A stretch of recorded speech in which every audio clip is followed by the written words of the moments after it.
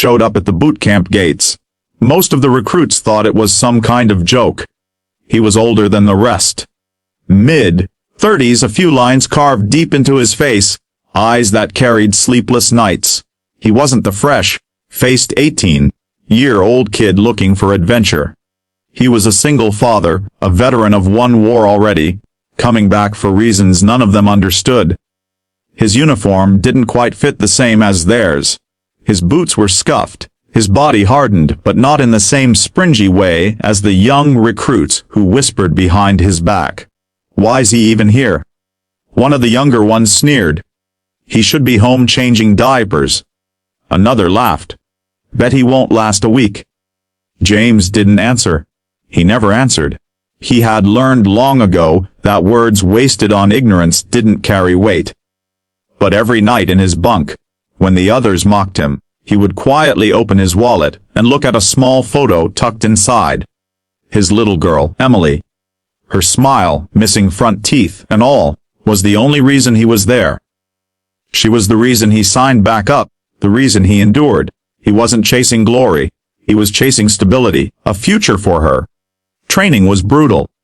His knees ached, his back screamed, and yet he never quit. Every push-up, every mile run, every shouted command. He took it all. But no matter how hard he worked, the laughter followed. The younger recruit saw his silence as weakness, his tired eyes as failure.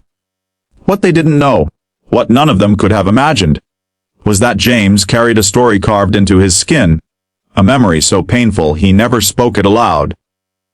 And one day, that story would demand to be seen. It happened on a blistering afternoon during a field exercise.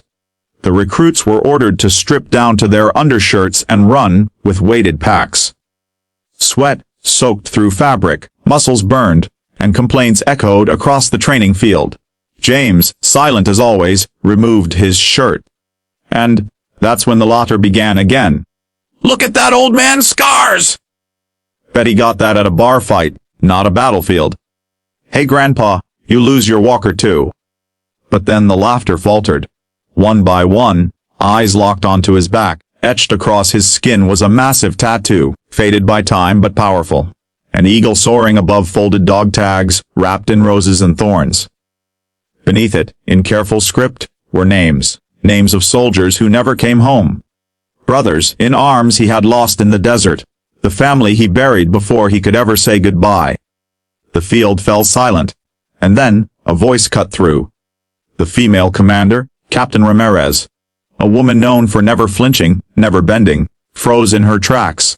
Her sharp eyes widened, her lips parted, but no words came. She stepped closer, her voice trembling for the first time the recruits had ever heard. "Carter, those names." "Ah, I know that unit." James didn't turn. He kept staring forward, shoulders squared against the weight of memory. "Yeah, I was there." Ramirez swallowed hard, the steel in her tone cracking. "My brother was in that unit." Gas piece rippled through the recruits. Every joke, every sneer, suddenly felt like poison on their tongues. They had laughed at a man who had carried not only his own battles, but the memory of fallen comrades. The brother of their own commander. For the first time, James turned his head, his eyes locking with hers. And in that moment, nothing else mattered. Not the laughter, not the ridicule, not the years of pain. Just the unspoken bond of two soldiers tied together by loss. From that day forward, the laughter stopped. The recruits no longer saw an old man or a single dad. They saw resilience.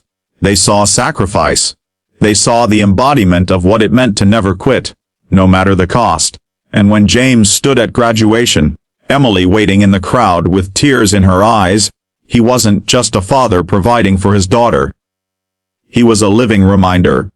Never judge a soul by the surface, because some scars carry stories that command respect.